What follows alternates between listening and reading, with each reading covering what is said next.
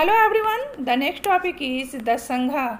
Both the Mahavira and the Buddha felt that those who left their homes could gain true knowledge. Buddha और महावीर दोनों का यह मानना था कि घर त्याग करने वाले लोग ही सच्चे ज्ञान की प्राप्ति कर सकते हैं. They arrange for them to stay together in the sangha and association of those who left their homes. और जिन लोगों ने अपना गृह त्याग किया था उनके लिए एक ऐसे संगठन का निर्माण किया गया जहां ये लोग एक साथ रह सके. इसे ही संघ कहा गया है. संघ मीन्स दैट द ग्रुप और द एसोसिएशन. संघ का मतलब ही होता है कि कोई ग्रुप, कोई समूह या कोई संगठन. Actually for the Buddhist and the for Jainism the संघा वर द सेपरेट. बुद्धिस्ट और जैन धर्म के लिए संघ सेपरेट थे और ये दोनों मानने वाले ये दोनों धर्म को मानने वाले लोग जो थे वो अलग अलग संघ में रहते थे. बुद्धिस्ट धर्म को मानने वाले बुद्धिस्ट संघ में और जैन धर्म को मानने वाले जैन संघ में रहते थे. The rules made for the Buddhist Sangha were written down in a book called the Vinaya Pitaka. Buddha धर्म को मानने वाले या बुद्ध धर्म को अपनाने वाले जितने भी मॉन्क्स और नन थे उनके लिए एक नियम लिखा हुआ था. एक पुस्तक में, एक ग्रंथ में नियम लिखे हुए थे. इस ग्रंथ का नाम विनय पिटक था. From this we know that there were separate branches for men and women. और इस विनय पिटक से हमें पता चलता है कि स्त्रियों और पुरुषों के लिए अलग अलग संघ थे. All men could join the sangha. प्रत्येक व्यक्ति संघ को ज्वाइन कर सकता था. However children had to take the permission of their parents. जबकि बच्चों को संघ ज्वाइन करने के लिए अपने माता पिता की अनुमति लेनी पड़ती थी. And slaves that of their masters. और स्लेव्स को अपने मालिकों की. Those who work for the king had to take his permissions and debtors that of the creditors. और राजा के अधीन काम करने वाले लोगों को राजा की अनुमति लेनी पड़ती थी तथा जो कर्जदार थे उन्हें उन लोगों से अनुमति लेनी पड़ती थी जिनसे उन्होंने कर्ज लिया था या जो उनके देनदार थे. तभी वो संघ ज्वाइन कर सकते थे. Women had to take their husbands permission. और संघ को ज्वाइन करने के लिए औरतों को अपने पति की अनुमति लेनी पड़ती थी.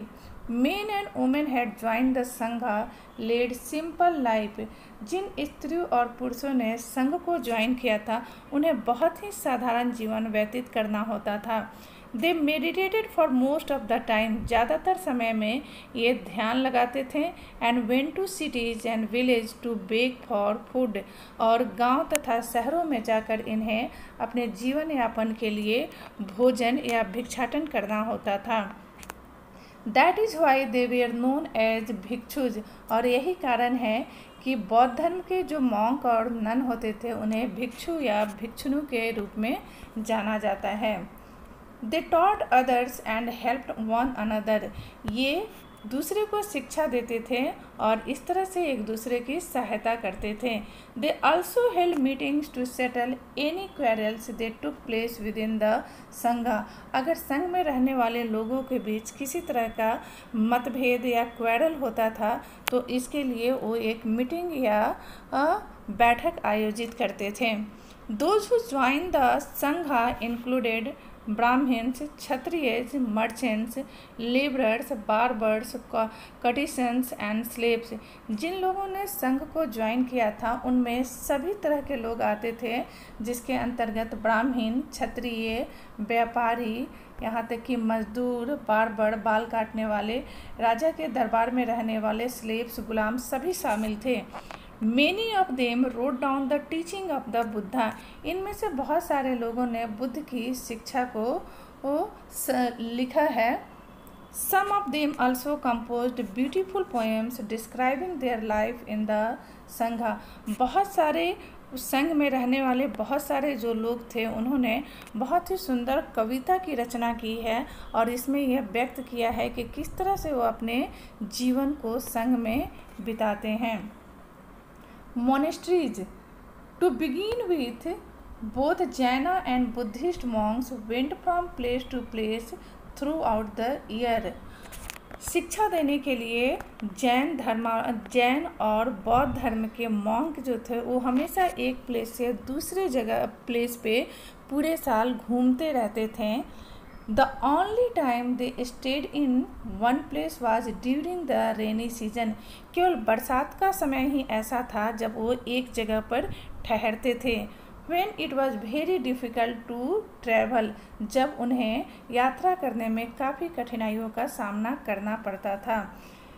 Then their supporters built temporary shelters for them in gardens.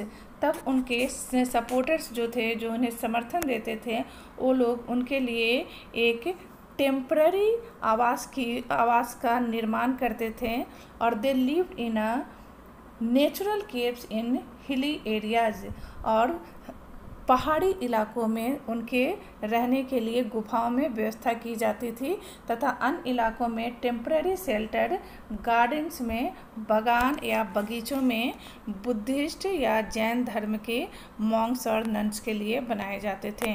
So here we can see that these are the monasteries that is built in cave. ये मोनेस्ट्री है जो कि केव में बना है। So it is clearly it is built in the hilly areas. तो ये hilly areas में बना हुआ है। As time went on many supporters of the monks and nuns and they themselves felt the need for more permanent shelters. और जैसे जैसे समय बीतता गया, इन मॉन्क्स और नन्स को सपोर्ट करने वाले लोगों ने तथा मॉन्क्स और नन ने खुद भी यह महसूस किया कि अब उन्हें अस्थायी शेल्टर या आवास की ज़रूरत है। And so monasteries were built, और इसीलिए मोनेस्ट्रीज का निर्माण किया गया। These were known as viharas, और ये मोनेस्ट्रीज जो कि बुद्धिस्ट और जैन धर्म के मानने वाले लोगों के नन्स और मॉन्क्स के लिए बने थे, उसे ही विहार कहते हैं। The earliest viharas were made of wood and then of brick. जो प्रारंभिक विहार बने हुए थे, that means the permanent settlement for the Buddhist monks and nun, जो कि ये जो थे अस्थाई निवास थे बुद्धिस्ट मॉन्क और नन के लिए, और साथ ही साथ जैनिज्म मॉन्क और नन के लिए उसे विहार कहते थे। और प्रारंभ में ये लकड़ियों के बने होते थे एंड देन ऑफ ब्रिक, और उसके बाद ये ईंटों के यानी कि पक्के भवन का निर्माण होने लगा। Some were even in caves that were dug out in hills specially in western India, और कुछ जो परमानेंट सेटलमेंट थे वो केव्स में, गुफाओं में बनाए जाने लगे। गुफाओं को खुदाई कर कर, पत्थरों पर खुदाई कर कर इसे ये बनाए जाने लगे। इस तरह के जो गुफाएं हैं वो देखने में हमें पश्चिमी भारत में देखने को मिलती हैं। अब बुद्धिस्ट टेक्स्ट टेलर्स, बुद्धिस्ट किताब या बौद्ध धर्म की जिसमें चर्चा की गई है वो सभी किताबें क्या कहती हैं। Just as the water of rivers lose their names and separateness when they flow into the mighty ocean, जैसे नदियाँ समुद्र में मिलकर अपना वास्तविक अस्तित्व खो देती हैं, so are varna and ranks and family forgotten when the followers of the Buddha join the order of monks। उसी तरह से जब कोई एक साधारण व्यक्ति बुद्धिस्ट मॉन्क बन जाता है तो वह जिस धर्म से, जिस जाति से और जिस फैमिली से बिलोंग करता था वो सब कुछ भूलकर केवल एक बुद्धिस्ट मॉन्क ही रह जाता है। Very often the land on which the vihara was built was donated by a rich merchant or a landowner or the king। प्रायः जिन जमीनों पर विहार बनते थे वो ज़मीन या तो किसी धनी व्यापारियों द्वारा दान की जाती थी या किसी लैंड ओनर द्वारा या राजा के द्वारा दान की जाती थी। The local people came with gifts of food, clothing and medicine for the monks and the nun. स्थानीय निवासी जो थे वो गिफ्ट के रूप में मॉन्क्स और नन के लिए फूड, भोजन, कपड़े और दवाइयाँ लेकर आते थे। So remember monks and nuns means bhikshu और bhikshuni. This is for the male member of the Sangha and the nun that means the female. In return they taught the people, और इसके बदले में ये जो बुद्धिस्ट मॉन्क और नन थे वो लोगों को शिक्षा देने का कार्य करते थे। Over the centuries, Buddhism spread to many parts of the subcontinent and beyond. और समय के साथ और शताब्दियों के साथ बुद्धिज्म जो है वो सब कंटिनेंट और इसके अलावा दूसरे देशों में भी इसका बहुत ज़्यादा विस्तार हुआ और इसका फैलाव प्रसार हुआ। So this chapter is closed.